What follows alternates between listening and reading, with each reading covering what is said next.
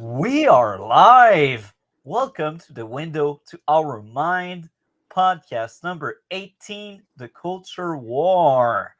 How are you, DC? Doing fine.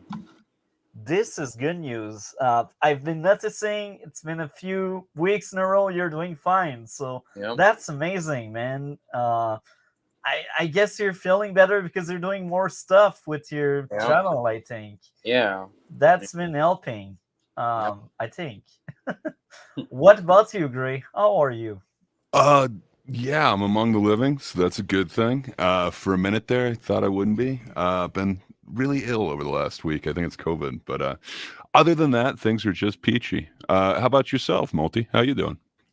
I'm doing very good mentally, but physically I'm exhausted. Working schedule sucks. I cannot wait to have like my permanent hours, either night or evening. That's my jam. I'm so done working during the day, but hey, a guy got to suffer to pay the bills, right? Welcome to 2024. Anyhow, this week will be very similar to last week. Um, no question, I didn't at the time, and I was like, I will sound boring because it's always the same thing, so we will just freestyle on that, I guess. And I really hope maybe we will have Willis Crazy again. It was amazing. Um, but yeah, um, so I will start by asking DC because I know Gray probably knows it, but DC, what is the culture war? It's pretty much like the leftist rightist war where it's more of a political debate and all that. It can get very, very toxic pretty quickly. That's all I might add. Oh, I like that. You're more informed than I thought you would be. Do you want to add some Wow, context? wow, Multi. That was a backhanded compliment if I've ever heard one. But wow. No, it's No, probably for like real. it's probably the only compliment I'll probably ever get. No, you're Well, I'm smart. sorry about that. I, You I, deserve I, more, DC. Oh. I'm sorry, DC, but here's the thing. I feel like when you're not really into pop culture and that kind of stuff, you may not know about that kind of stuff. Like Yeah. a Yeah. great example, one of the people I wanted to get on the show because I know he's a leftist, he had no idea what was the culture war. And when I told him, he was like, "Oh, okay, I see. No thanks, because people will be pissed at me for being a leftist." I was like, "Bruh, that's the point of having a discussion, not a debate. It's not a debate there." But I guess this gets like that. So great. Do you want to add something there? Yeah, I might have a slightly different opinion on it. I completely understand what DC is saying, and like that is kind of the notion that a lot of people are kind of putting out there. They're stoking the flames of this culture war, so to speak. I'm not so sure that it's like a new thing or that it really is a war. There seems to be like kind of this cyclical, I don't know, whatever you want to call it, like either nanny state or some sort of I know better than you thing. And I don't know. In my lifetime, I've experienced it like three different times, and it's kind of swung which side it is. If you look back in history, it's kind of been going on, since the beginning of time. It is kind of part of that tribalistic thing. We fall into that whole, you know, in-group bias and out-group bias. The out-group must be the enemy. The in-group can do no wrong. So we go ahead and excuse a whole bunch of bad behavior when it's on our side, and we condemn it when it's on the other side. It seems to be something that we do as a species, and it really has been in every form of government, every form of culture that we've seen. I don't know that it's not something that's kind of drilled into us from like the tribal days of, our evolution, if you will. But I don't know this is anything new. But I do see a bunch of people, stoking the flames of it. But I do remember when I was a kid, the whole, I forget exactly what they call it, but the explicit lyrics thing. In the US, like every CD or video game or anything that had any sort of explicit lyrics in there had to have a special sticker. You had to have ID to buy stuff. And then it was the Christian right kind of pushing this thing, this kind of no, these leftists are ruining the culture. It seemed to be coming from the opposite direction. So I don't know. That's kind of how I view it. But I do know what people are talking about when they reference the culture war. You know what's very funny? You ask why is that to either side, and they will all provide different answer I may think of. If you ask a leftist, because I know they cannot change the past, they will be like the future must be changed and the present must be changed. Therefore, I must change right now and add stuff that was missing, like diversity and that kind of stuff. And if you ask to a more right leaning person, they will say, "Oh, the past was just fine. Let's just preserve the past and the present." But then you're stuck in a loop where you always think you need to go further and beyond. If you're leftist and if you're a right leaning person, you're stuck in that loop where you cannot evolve or change. So that's always fascinating to ask, like, people from either side, why is that? So am I clear on that? Am I crazy? You're clear. Oh, that's good. Um, so yeah, I decided to add the culture war because I know it's a very popular topic, first of all, and second, we've been talking about society the entire month. Be reassured, February will be different. Uh, we'll still talk a bit about society, but different aspect to it. But yeah, so the culture war, what is very funny about it is it's has turned into everyone wants each other heads if you look at either side, and it's funny how they will twist the comment of one to benefit their own agenda. It's always fascinating to see. There's even more like craziness, like every day you hear about drama on either side. So yeah, I think Willis Cruzia could add something very interesting there. But what was your experience, Gray? I know on your Just Be Honest uh, episode, you basically talked about the initiative, but do you see what I was talking about, the leftist within the initiative? Yeah. And I don't deny that, like these people who tend to be on the left that are now kind of being called like the ones who are saying what culture should be. Um, they do seem to have an ideological push, and they do have, kind of a view on what is right, what should be right, what's wrong with society, everything that needs to be deconstructed.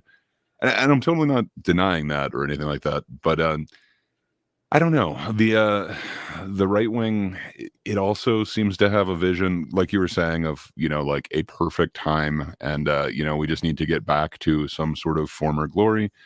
I'm not sure exactly when that time was or is supposed to be, but it seems like that's also an ideological bend, and some sort of let me tell you how every bit of society should run.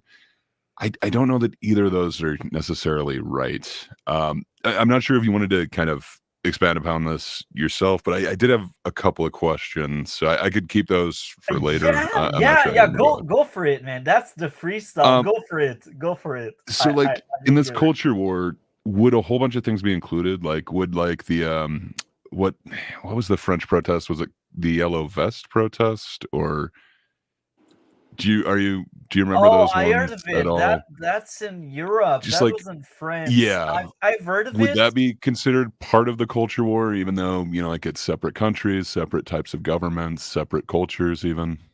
I will be honest. I'm aware of it. I've heard of it. I've heard parts of discussion about it, and I don't know enough about it to really tell you yes or no on that. But Okay.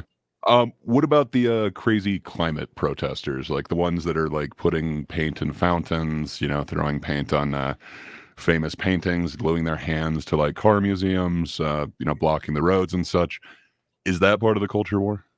oh, that's a great question. I would say yes. And you mentioned protester and stuff. I live in a big city, Montreal, basically, and it's in Canada, and here we got a lot of protests, and I feel like Yeah, and that was going to be kind of my next question. But please continue. But I think that's where I was going next. every single protest we get is part of the culture war, but we don't necessarily think of that or believe that because we are like, oh, it's only entertainment and that kind of stuff. But when you really look into it, like the culture war is trying to defend what's right or trying to make things better or make it right because it used to be wrong. Do I sound crazy on that? No, you don't. So then, would you include like the trucker protests like that in the culture war? Yeah, yeah, Okay. 100%. I think this is the biggest example, and I feel like if they didn't do that, we would still have masks here in Canada. Uh, we would still have jab mandate everywhere because basically what they really did, I think that was also very common in the States, but like between Yeah. 2020 and like 2022, even like the end of 2022, it was still very present. We had like a lot of places that were closed off if you didn't add your injection. So it lasted a I'm lot. I'm a little ignorant. Was it nationwide mandates or were they kind of per province? That like there was like a bit of both. So the way it Okay. was, Quebec, I will speak mostly about Quebec because I don't know the detail about the other province, but here in Quebec, basically March 2022 is when they started lifting in a lot of places these mask mandate and these jab mandates, and now you could uh, go in some places without having your injection and that kind of stuff. But that was like March. But if you look at other province, that could be like instead of March, February or like January, depending where you are. But the entire country, I do believe it was like around April, probably. I know here in Quebec, we were among the last because Quebec, we were really it. Like our government on our province is very, very controlling. And like, I won't say it's communist or anything, but I see like very similar thing going on between him and like Trudeau, and I feel like if we get another mandate, not mandate, another term with the current leader we got in Quebec, maybe we may lose some of our liberty and stuff, but they were very strict and harsh, and even today there's a lot of places, but it's more like workplaces you need your job even like in 2024. And like again, we had curfew here in Quebec, but the curfew wasn't on every province, so we had a curfew until like February-ish, and then they lifted the curfew, and after that they lifted most of the jab mandate, but the curfew was really shit. Lucky me, I had like some kind of permit to travel because I was a essential worker, so it didn't I'm affect. glad you were essential. I was uh, not so lucky. I was still kind of free to like circulate as long as I only go at work and I only go at at home, like after the time and stuff. But a lot of people got fined because they were just chilling outside after curfew time, and they didn't add valid reason and stuff. And even like a lot of the stores and shops, they were closing before the curfew, so even like your shopping way was changing. And the biggest reason why they lifted most of what they lifted, like around February to March, it's because of the trucker. They will never admit it. They will never say, "Oh, the trucker won," but they did. They did, because like by the end of January, Trudeau was like still uh, crapping on them like they were demons, and they were praising them before they did that protest, but now they're just the worst of the worst of humankind. But yeah, like they did Definitely seems change. like a cultural event for sure. Like it affected us in the news here, and like I can't tell you the previous Canadian protests that did hit the U.S. news down here. So it had a huge effect worldwide. Most of our protests are school protests and education. It's like most of the time it's linked to education, because the school system is really messed up. It's broken. They underpay people. Like it's so bad right now that they are struggling to find teachers. And now, as long as you have your high school degree, you can now teach in high school, because it's that messed up and broken. And it's funny because like forever, it's like a first time in many years that it's like that. But like, ask current teacher right now, and they did study.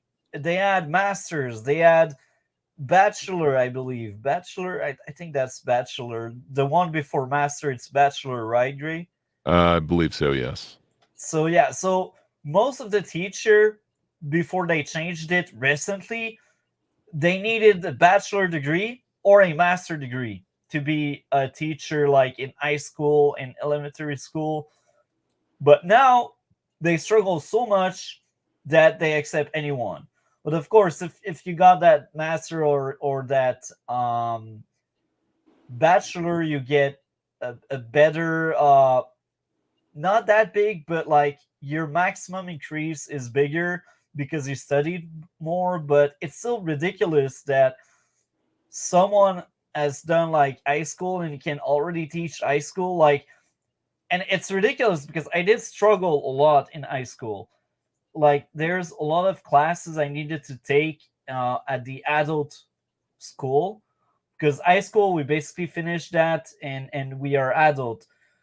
So if we messed up somewhere, we need to go on adult school and that kind of stuff. And it's funny how I did struggle in high school, but because I have my degree, if I wanted to be, I could be a teacher now. I could be a freaking Congrats. teacher. Yeah, I think we have that same type of system here in the U.S., at least in my state. Ours, they're a little broken up. I think like the state gets to choose the requirements or whatever, but same type of deal. They get a pay bump if they do have, like an external degree, but fair enough. I don't know. We're only so stupid here. It kind of works out, and then if you can afford it or if you're gifted enough, you can go to one of those nice schools. I just find that so funny and ridiculous at the same time. Yeah. And it's funny because I did a lot of school after high school, but I didn't get major degree or anything because I'm shit at school. I like learning. It's very fun. I'm just not good. It's just not for me. I still studied a lot of things after high school, but I gave up or I changed my study field because I needed to do something else. I wanted to do something else. And in the past, I was a tutor in French because my French was top notch. Um, Now it has taken a huge hit because I worked in the English university for almost 4 years. But I used to be a tutor in French, and this is a lot of work. So when I see people without any degrees just being able to like teach in high school, it's just, bruh, what are you going to do? Like play a movie? Look at that documentary. Hey, That's your it was class. part of my high school education. We watched a lot of tapes of the History Channel, and I think I saw Donald Duck in Math Magic Land like at least a dozen times in high school. It's a great flick, man. Are you kidding me? So this is No, where like every time we had a substitute in like whatever class, it seems like Donald Duck in Math Magic Land was just what we watched. It's like, okay, your history teacher's out. Let's watch Donald Duck in Math Magic Land. It's a great movie though. Like a lot of that is seared into my brain. But yeah, I wouldn't say I learned much. But that's been kind of a steady decline in the standards and everything of education. Well, so I'm coming from an American-based one, and ours definitely has been. We tried to do like this No Child Left Behind thing, and it really kind of lowered standards and everything like that. Um, has yours been kind of a steady decline, or was it just a drop off because of COVID? it was always kind of bad. I will like for a Hmm. long time it was like that. Like I'd say when I was at school, we had struggles, but like it was different from a school to another, and the schooling system was kind of shit from the get-go for many reasons. So you got a lot of different type of classes to help the student to learn better, but you need so many like complicated diagnoses, and like sometimes the parents, that's their fault, but they don't know how to raise their kids, so they're like, oh yeah, I won't like prove that my kid needs that kind of help or anything. So these kids that need help, they are kind of thrown into like these normal classroom. They ruin everything for all of the normal kids, and it's not even their fault. That's like their parents, that kind of stuff.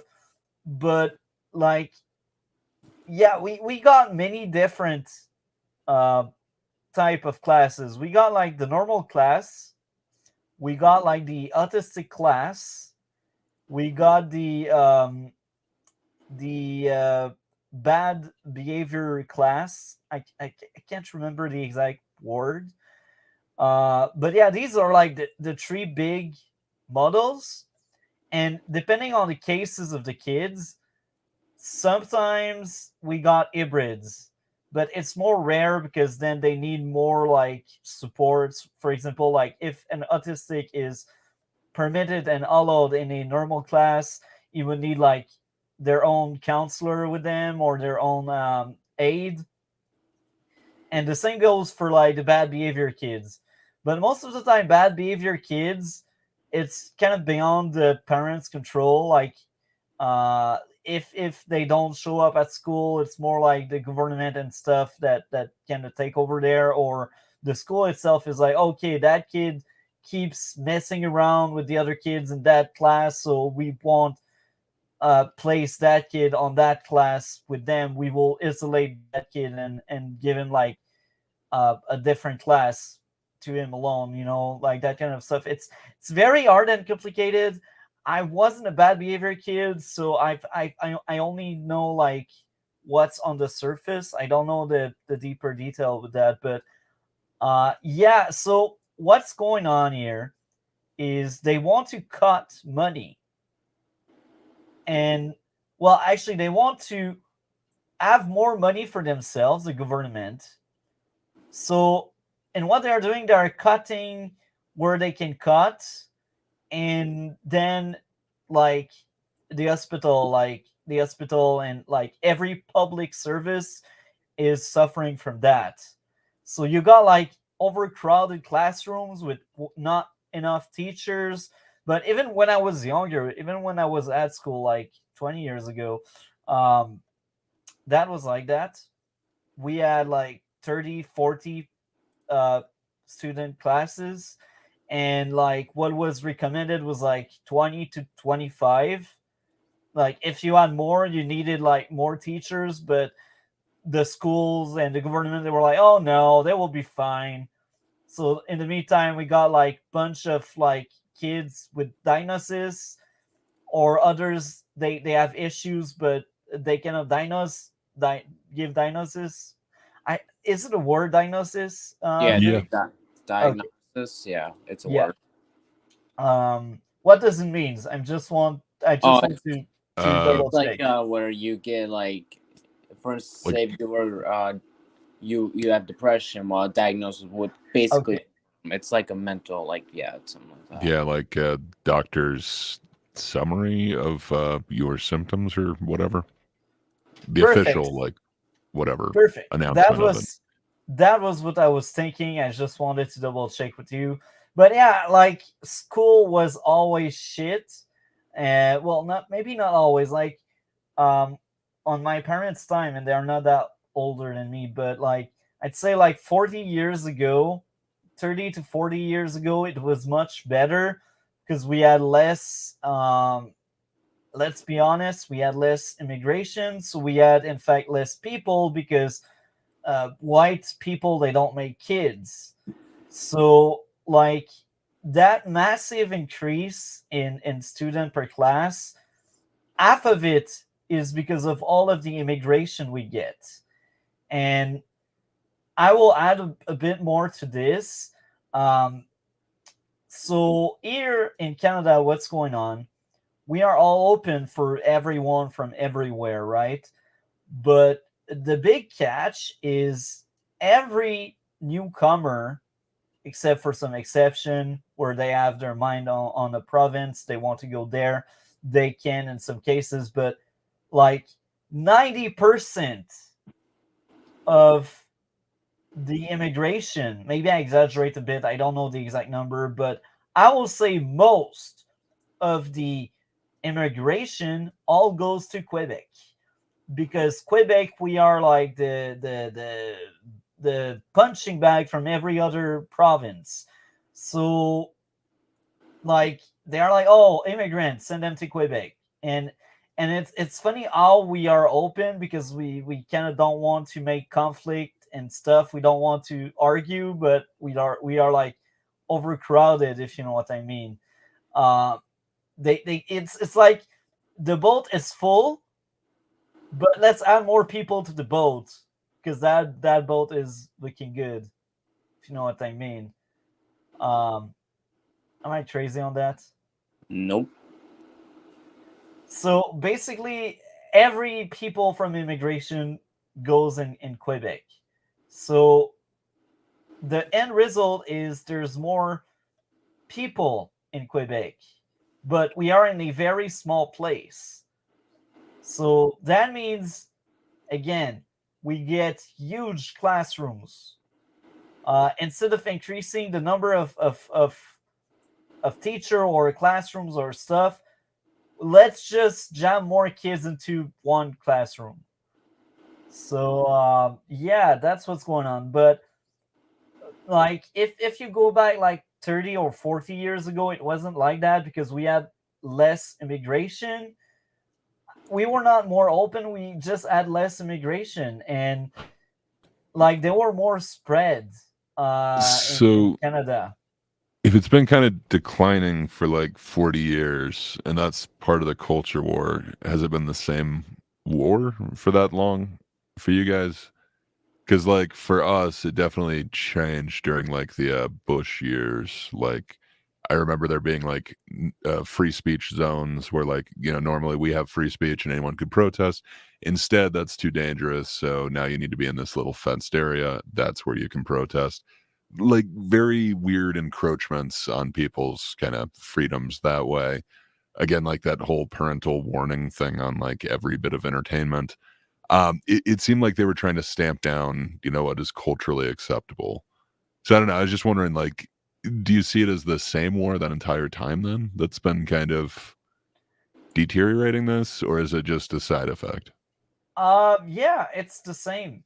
It's the same culture war, and we mentioned protests in the past. We had another big protest in 2012, and it wasn't the same as the truckers, because the truckers that affected Canada and like that was really really big, and everyone knows about it. But so basically, what we had in 2012, and that was more like Quebec. I don't think that was the rest of Canada, and maybe that's why it flew under the radar. But like between, like I say 2012 because it was the ice, the peak of it, but it was basically from, I believe, 2011 to like 2013.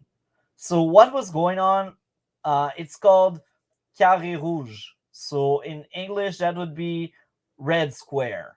So what they were protesting is they were protesting for more money to education, more money to health, more money to like everyone involved in the structure.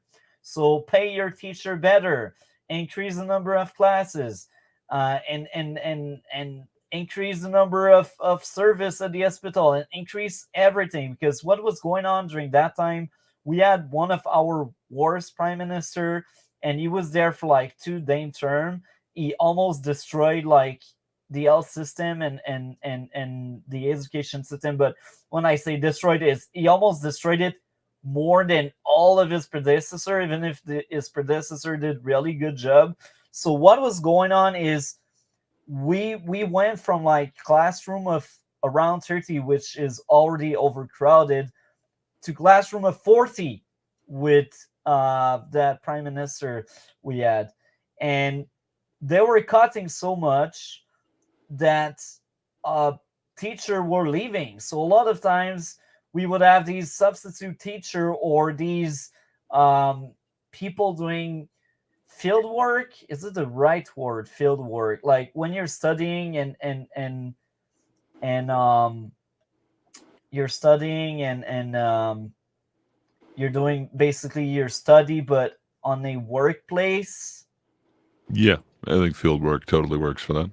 Okay, so yeah, so we had a lot of field worker that were basically taking over some of the classes because that was all bad. Everything was cut, and because that was a field work, most of them were not paid. And like the students, they did riots, and that was full chaos, and a lot of people did protests. So basically what was going on, they would block all of the entry and exit from every school to make sure nobody goes at school, whether it was the people working in it or like the students.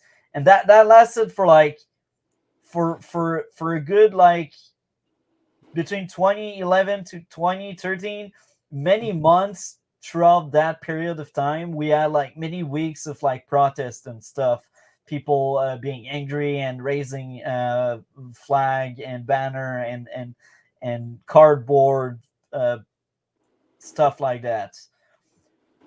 And we even had people like smashing their casserole, their kitchen kit, if you know what I mean, Gray. I don't know the exact word. What's the exact word? Like something you use to like fry something, or fry pan. Is it fry pan? Fried pan?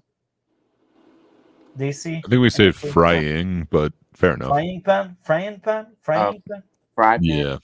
Yeah. So we had people eating stuff with their frying pan, so they make noise. And the end result, they increased a bit the money and the rights of the people working in education and health. But even there, like that government was really toxic, and they really hated all of that kind of low people for them. Like, um, so yeah, um, so we had a lot of protests, and it's funny because even like I believe it's now 4 months ago, 3 months ago, um, November. So throughout November, we had a lot of protests. Like by that point, because now it has only gotten worse. Like teachers and all of the like health system and like education system they got bits. They got a bit of extra. Like they improved a bit, but not enough. So they were basically giving them, um how do we say it? Like you don't give an entire thing, you just give bits of it. Um, what's the word, guys? Some help here. I don't know the exact word. So you just give a little bit. Is there a proper word? Like what you're giving is like pieces. I don't know. I think a little bit is the proper term.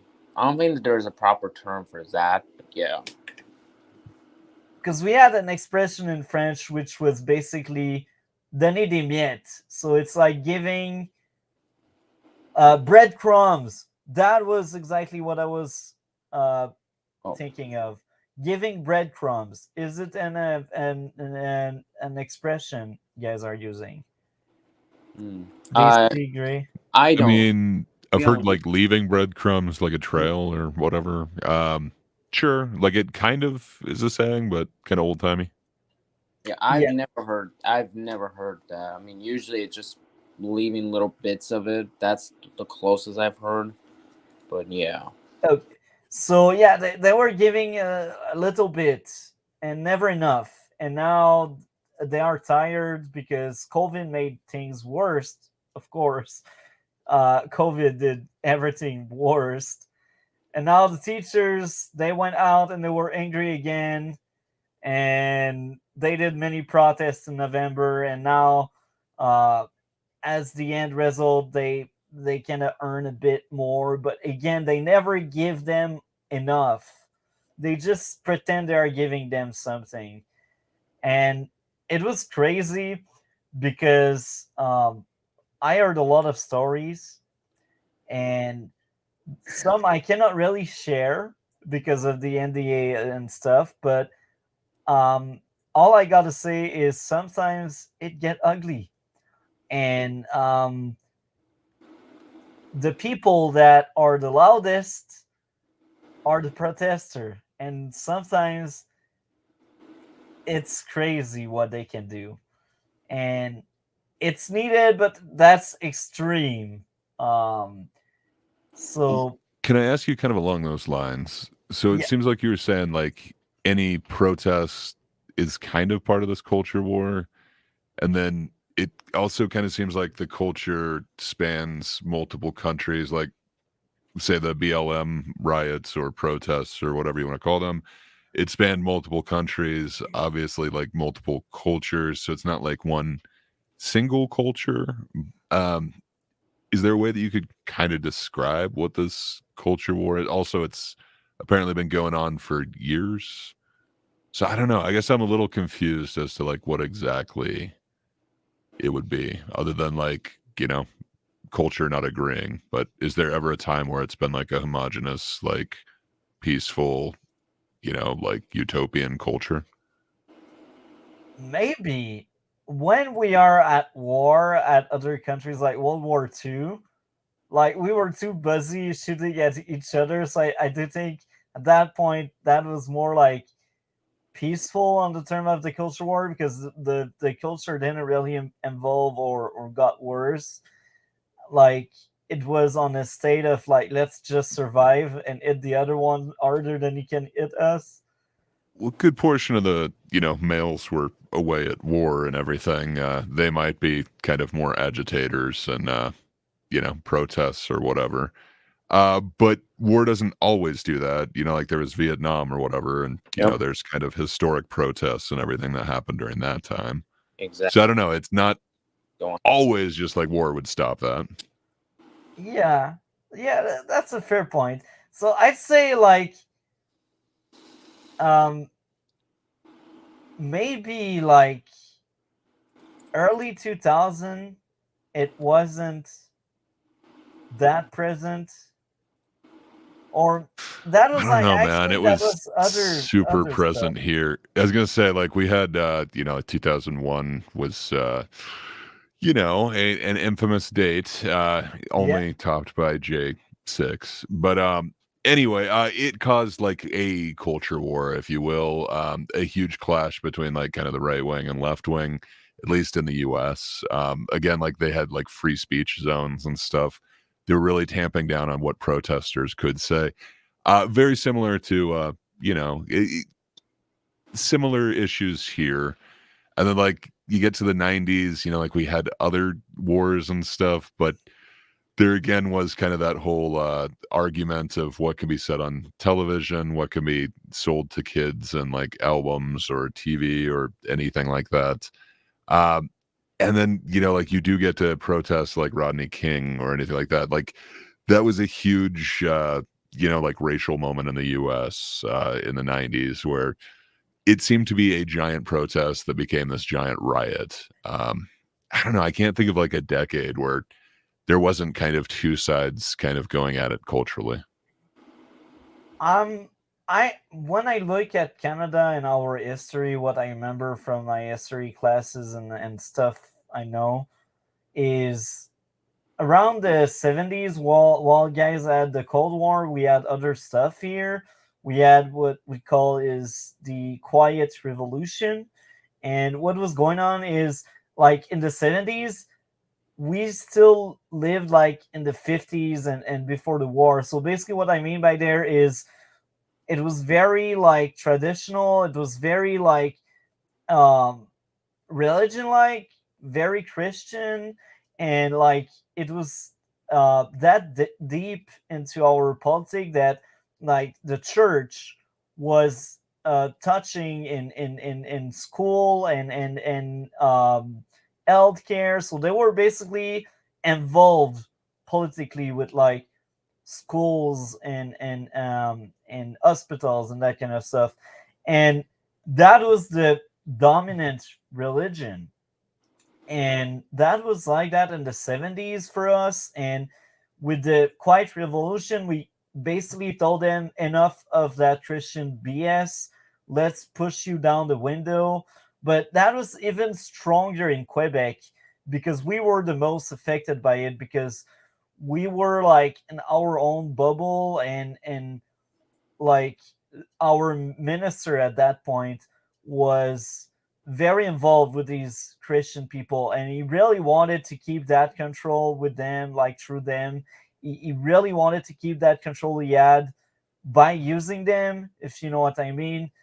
Um, so that was basically the puppet of the government, basically, and this is why he valued so much religion and that kind of stuff. So what happened? We had that Quiet Revolution where we pushed down like these Christian value and all of that kind of stuff, and it took like a good 10 to 15 years. So I'd say like late 70s, early 80s, the church was no longer involved in pretty much anything. They lost all of the powers they had for like centuries, and then we were at peace culturally, I'd say.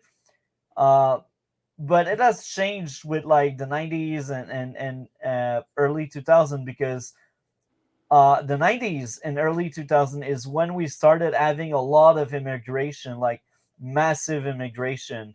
And I think we still have a lot of immigration, but because we were so harsh with Christianity and these that religion we that used to control us, uh, we never really accepted religion since then, if you know what I mean. Um, we push them outside, and we don't want any other religion to come in. But again, it created new issues because now with a lot of immigration in the 90s and the 2000s, um, they wanted to bring their own religion, and this is a source of kind of conflict, because we kind of knew for like way too long what it was to be under the influence and control of religion. Am I crazy on that? Do I sound clear? You sound clear. So yeah, I'd say like the 80s was probably like where the culture war wasn't that bad for us, at least in Canada. I don't know, man. Like there was like a whole paranoia going on with like the fear of like nuclear winter and everything, and like the whole I don't know. The 80s, fair enough. I Maybe wasn't for you alive to guys. experience. The most I know is like kind of popular culture. I don't know. Like I know we had some holdover from like earthquake drills, and I think I remember doing a couple of like nuclear drills. But I don't know. There seemed to be still like this kind of fear over everybody, and there was kind of this whole I don't know. I would have to think that there is kind of a culture war going on at the same time the like Cold War is happening, but maybe I'm wrong. Maybe I'm adding too much into that. I think guys were much more affected than us on that aspect. Okay, fair Um, enough. I think the 80s, right after we finally pushed outside the window freaking religion, this is when we kind of became more peaceful. And then religion came back uh, like mid 90s, early 2000s. And that created lots of debate and lots of stuff. Um, so yeah, like you make very So, interesting points. So what is your question? well, I was gonna say, so is there any way that there could not be a culture war then? It kind of seems like your definition is kind of like if essentially there's two opposing sides, and it usually goes kind of like along political lines, but not necessarily. Uh, but I don't know. Like I can't think of a time where we just had like a utopian culture. Like it feels like you could come up with something for like almost each decade where it's like, okay, there was kind of this major event where we had two sides. So I don't know. Is there a way that you could end a culture war, or is it just kind of a thing? I think, and maybe I will sound crazy on that, but I think culture war can actually end at some point, but we will start new ones. So what I mean by there is at some point, like what we experience right now will be solved. Like s at some point, like progress will stop or it will go too far, and then if it goes too far, then we fall in another like culture war, but not necessarily the same. So, for example, like I will bring a great example. Um, the World War II, we had like before it started, we had like Hitler and his crowd. They were like, "Oh, let's hate all of that kind of people. We hate them, like the perfect race and that kind of stuff." So they brought a culture war where they wanted to purify based on what they think what Yeah, society should be. but you can kind And of take that back to World War One and the like solution to that and the Yep. perceived like slight that they had against it. Like I don't know. Like is that the beginning of it? I understand what you're saying, but it's like they thought that they were just continuing this thing or making right this previous wrong. yeah, and World War II is different from one, I think. Yep. Yeah. Uh, Completely different. Completely different. my history classes are very far behind. I must admit, like 11 years ago, man, I was a totally different person. Yep. Um, but yeah, I think there's always something to fight for.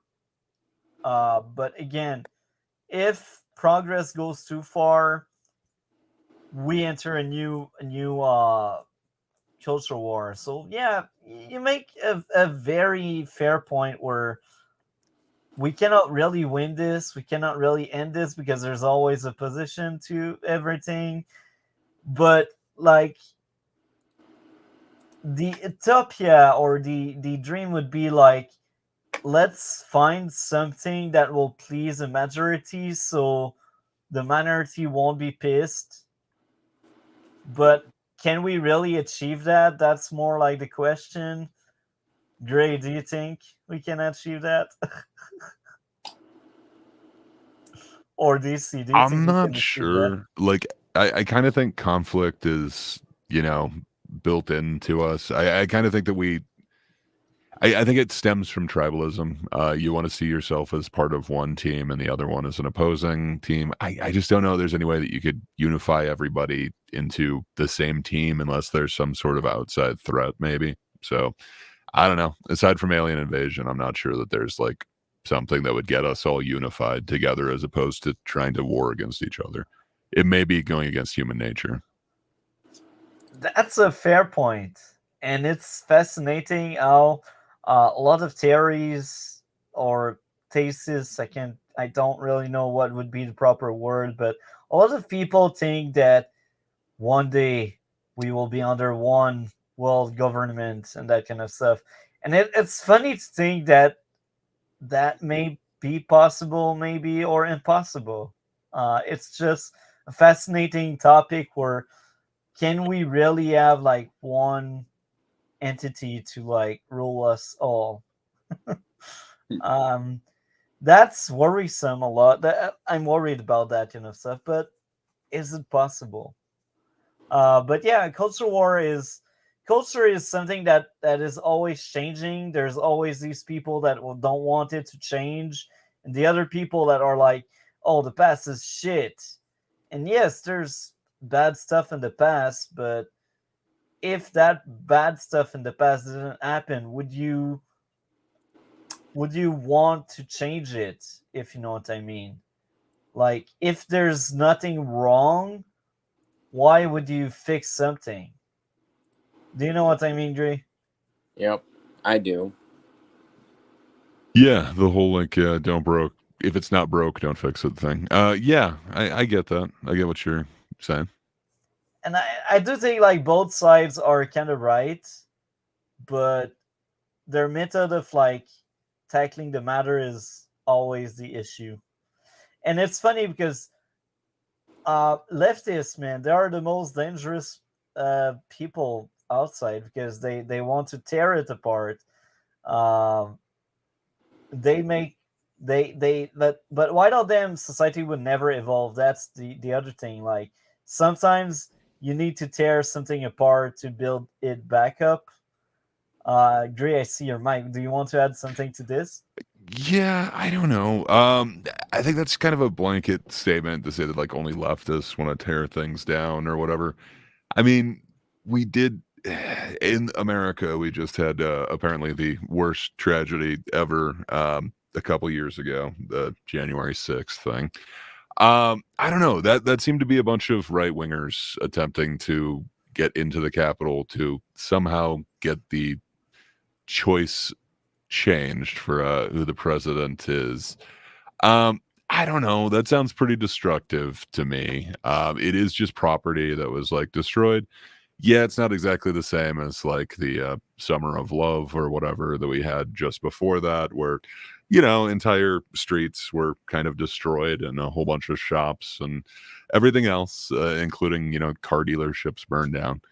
Um, it's not quite the same amount of destruction, but it doesn't seem like it's just one sided. You could go to other like famous U.S. protests, and uh, everyone kind of brings up Charlottesville. It still was rather destructive, even if it's like the destruction of like a human life and just some property.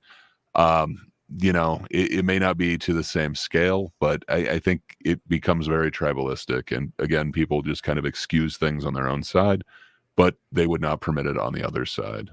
It feels like it's very similar, and both sides are doing this thing that, we should have principles and say is wrong. Yeah, and it's funny because you mentioned BLM before, and we also had BLM protests here, but nothing got broken or anything. So maybe it's just the people making the protest. Maybe like some people are just more savage by nature. I don't know. it's part of that also like crowd phenomenon where, you know, like any individual probably wouldn't do this, but you start getting egging each other on, you get that anonymity of a crowd. Suddenly you get a bunch of people doing a bunch of shit they normally wouldn't do. Um, so it sucks. Like, it's not just because of whatever this is. Part of it is, you know, we were cooped up for however long, and then all of a sudden it's like, okay, here's a chance to go out. And a lot of people got overzealous, and you know, the whole mob mentality took over. So it sucks, but I don't think that's exclusive to like one political side. Like, even with you saying that like you guys had those same types of protests up in you know, Canada, and then they were also in Europe and stuff. So these are definitely different cultures, but it seems to still be part of this same like culture war. Um, I don't know. It's interesting for me. I'm not quite sure what to make of exactly what this culture war is or how it could be saved if there's not like one uniform culture of the world, you know, if it seems to span cultures, but it's the same war. I don't know. But yeah, like the idea is we need to change all society is, I think. And we do it by different means. Some people do it through art, some other people do it through protest. So I think it's all part of the culture war because we want to change something. Um, so yeah. Um, do you have other questions? Because this week, man, that's amazing. I liked your question, Gray. Those are kind of the only ones that I got from just kind of this conversation. I didn't like prepare them ahead of time or anything like that. They're just kind of things that came to me while you were speaking. So thank you for being my muse for those questions. What about you, DC? Do you have questions? No. Unfortunately, I do not. That's fine. So again, I thought that could be an interesting thing to talk about that. I wish I had more to say, um, but you, Gray, do you think there's a Uh, way we can end the culture war? Do you think we will ever have a winner or something or a loser? you know, I can, excuse me. I can only think of a couple ways, and neither of them seem that great of an idea. You know, I mentioned kind of that outside threat. Perhaps that would make us, you know, the human race or whatever. We'd kind of stick together as one versus an outside enemy. Maybe something like that could stop the culture war, but I'd have to think that there would still be ideas on, no, we should handle it this way. Or I think like human nature is going to still make us into smaller teams, but perhaps I'm wrong and I'm being pessimistic about that. The other way is something, you know, very horrible where, you know, if culture was forced down upon all of us, like say one world thing, and we don't really have a choice. Sadly, I'm not sure if it really was that totalitarian, if you would be able to oppose it or whatever. So there would be one culture that's acceptable.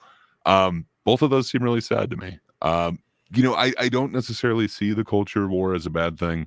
I see it kind of like as a gas and brake pedal. You know, some things help us accelerate things, and sometimes you need to stop or slow down. You know, it seems like we are on a steady progress to being better human beings. Hopefully, we are the long arc of whatever progress is going to make us better. You know, better towards each other, better towards our environment. Hopefully, perhaps we're gonna screw that all up, but I'd like to have, you know, the glasses half full bit of optimism in here. I'm hoping that it is leading to that. And, you know, it kind of helps us kind of see things that, you know, aren't necessarily actual progress. You know, like there are some progressive movements in the U.S. that were quite detrimental. And it does seem like, you know, some of the conservative things did kind of bring it back.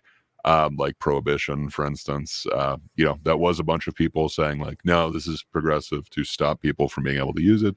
It led to a bunch of unforeseen things. So I, I don't know. I'm not sure that it is just one side kind of doing this, but that being said, I don't know that it's necessarily a bad thing. It could be very cyclical, and it could just be a way that we kind of deal with each other on a societal level. You know, you're not always going to get everything you want, and it's not going to be utopian. So I don't know. Perhaps this is a way to kind of make it more even for both sides. That's what I'm hoping anyway. But I don't know. We'll see. I could be totally wrong, and perhaps I should have been way more alarmist. And it's very interesting how I do think eventually everywhere where it's going on, we should wake up one day and say enough of that inflation. How is inflation doing in USA? I'm wondering. It depends on who you're hearing it from, but everything definitely costs more. But I don't know. It's down from what it was. So is that better? I don't know. We're still paying more than we were a few years ago. So kind of sucks. Everything is definitely inflated. We just printed a ton of money during COVID. And I don't know. It is weird depending on which kind of financial ideology you kind of go behind. It's kind of hard to say whether they were preventing a disaster for kind of letting inflation rise to do that, or if it's just greed. I'm not sure, but it does feel like we definitely feel that here. So I don't know. How bad is it up there? You guys still feeling it, or was it like a temporary thing? It's crazy, bro. Um, so Mm, people in minimum wage, they can almost no longer survive. That's how bad this damn. is here. Here in Some of Quebec, it's close to that here. here in Quebec, we pay so much tax from everyone, everywhere, that most of the time, if you are lucky enough and you have an apartment, you need at least one or two roommates. I don't know anybody minimum wage that lives alone. It's just straight up impossible. And there's also a housing crisis going on top of that. We got kind of that going on here too. That sucks, man. Yeah, like during COVID for us, like prices just kept going up. Like it's got to burst at some point, but yeah. Are you, so with your housing crisis, are you guys seeing an end to it, or is it just kind of going up and up and up for limited amount of space? There's a possible end to it, but hear me out on that. Um, the government doesn't want it. That's the first thing. And the second thing, the owner of property, because most of the time, like the owners are the winners in that nonsensical like housing crisis, because there's an housing crisis, they can charge more.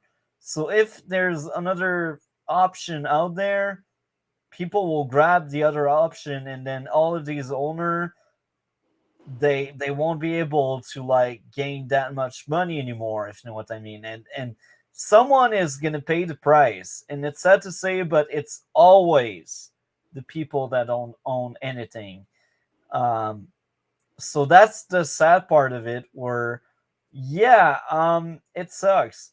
um there's a bunch of building that are built and constructed and put together, and they could be filled of like condo and apartments or rooms, and they could be like social building, if you know what I mean, because they do exist here in Canada, but there's not that many. And as the year are passing by, there's less and less of them. It's always a big tower of condo, a big tower of building, a big tower of like apartment, and it's always many owner or one owner. And that's the thing. There's always something that could be done to fix the housing crisis, because we got the space. It's not a question of space. It's a question of, oh yeah, the government is okay with that housing crisis. If you know what I mean. Do you know what I mean, Dre? Yeah, that really sucks. We have kind of a similar thing here where it's I don't know. It's hard to get permits and stuff to build, but then once they do, of course they want to build these overpriced like apartments that yeah, it's just like crazy what they're charging for these little tiny it's strange. But we also have kind of a housing crisis here. But apparently everyone just wants to move here now. I don't know. Fair enough. There's many people that are searching for months and months, and even there, like they end up with like overpriced apartment with one or more roommates because uh one of the bunch left or something. And it's also very interesting how I have seen videos where people were comparing how people were paid like 40 years ago and today, and they're like, oh yeah, now you need like 5 person to buy one condo and it used to be only one. It's like now like we need 5 salaries, we need 5 pay, it's crazy, like it's 5 times what it was. And the pay itself, like the paychecks, they are not as close. So it's funny how like almost every year they increase the minimum wage, but each time they increase the minimum wage, it also implies that the cost of life will also increase. But the cost of life will always increase more than the minimum wage. I'm lucky I work in security in my province. It's not minimum wage. But yeah, if I wasn't in security, I would starve. Most likely, I would starve. So yeah, that's what's going on, and it's sad. But in Vancouver, it's even worse. You go in Vancouver, it's like Dude, the highest rent I've ever paid in my life was Vancouver, and that was like over a decade ago. So I can just imagine what it's like now. the only uh benefits there is less tax, but the cost of life is just too high. But Everything was so damn expensive in that city, man. Yeah, it was a hard time for me. so if I ever get into a really dark spot and I'm forced into selling my condo and stuff, I hope it will never happen. But if it does happen, I will leave Quebec and I will go live in Alberta, because what I've heard from Alberta is wonderful. First of all, they pay less tax than Quebec. Second, most of the boss there and the people that need employees, they pay for the roof and they pay for the food on top of like paying like the wage of people, because they're like, if we treat our employees well, our employees will stay. So that's how they think, and this is amazing thinking. So if I'm ever stuck in a really dark place and I can no longer afford the condo I'm in, um, I will go live in Alberta, man, far away from my family. But that sounds like a much better place than Quebec, to be honest. Alberta is beautiful, man. I don't know. I love Cowtown. That place is awesome. Some of my best memories of Canada were up there. So hell yeah, dude. Hell of a plan. So yeah, the culture war. It's fascinating. So many aspects to it. Um, it's funny how now a lot of politics are injected in media, and it feels like it wasn't that bad a few years ago. But I think what really changed is the purpose of creating media. I do think now people that really love creating, they are not as often as they used to be. Now sometimes they're like, oh, I will become a writer, or I will become someone that creates stories only to push the message. Again, in the past we also had that, like all of these really bad Christian movies. So we still had that kind of things in the past, but I feel like in present day more people are more activists than writers. What do you think of that, Dre?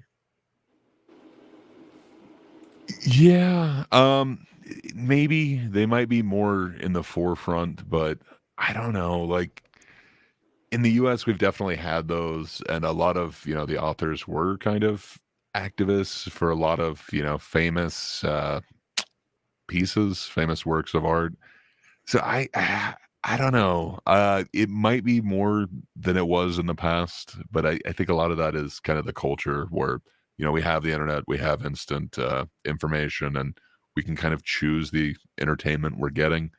There might be more, but I don't know. It feels like activism was always there. So I'm not sure. It might have ramped up a bit, but I don't know that it's unique to this time in history. It's less subtle. Um, it's It less is for subtle. sure overt. I just know, like, we had a lot of political activists in the U.S. Like, if you go to that Hamilton play, like they do have a bunch of it in there, but like Hamilton and his rival were really slandering each other in like the given newspaper of the time. There was really entrenched sides on both sides, and they just said the most slanderous thing. That was very commonplace. It happened kind of back to the beginning of the U.S. So I don't know. Like it does feel like there was always kind of activism journalists or, you know, authors, if you will. But you're right. It does seem like most recently in modern films and everything and modern novels, the message is kind of getting hammered to you instead of just kind of left for you to discover. I definitely wouldn't disagree with that, but I don't know. It existed in the past. I feel like it's more prevalent now, but that could just be because I'm experiencing it now. Or it's less subtle. Again, it's Fair enough. It could be. I just know it was pretty overt in the past, but I couldn't say that went on forever in our past. But it does feel like there was a more respectable like news and print. But maybe I'm wrong. Maybe I'm looking at that through rose-colored glasses. yeah, maybe. What do you think of that, DC? Is it subtle or not really?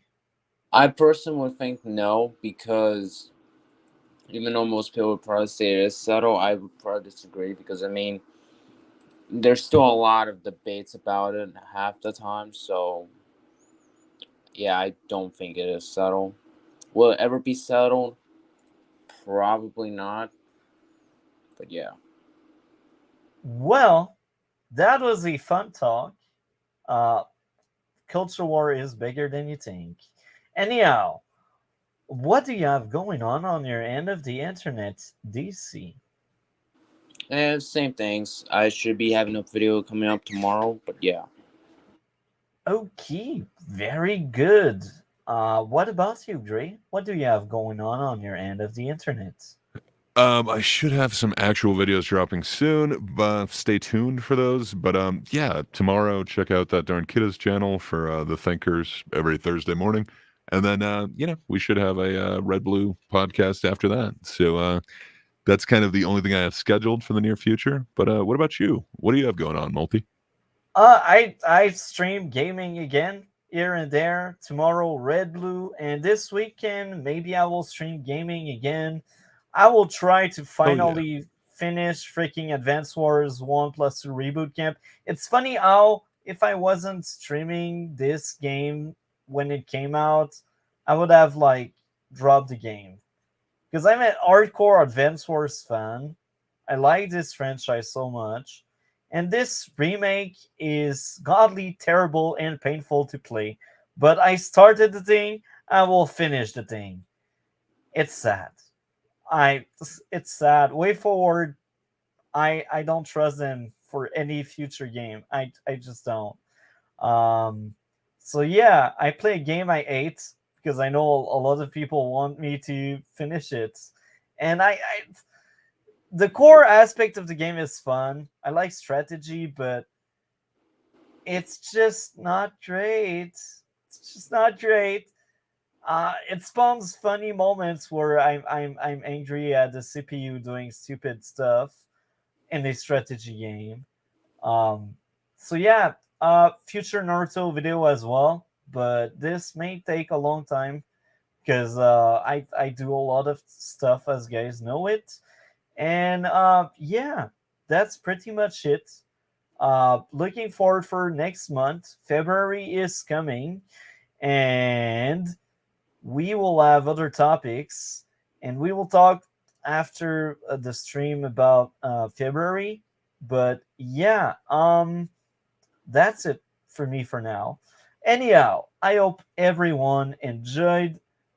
This is the end for now.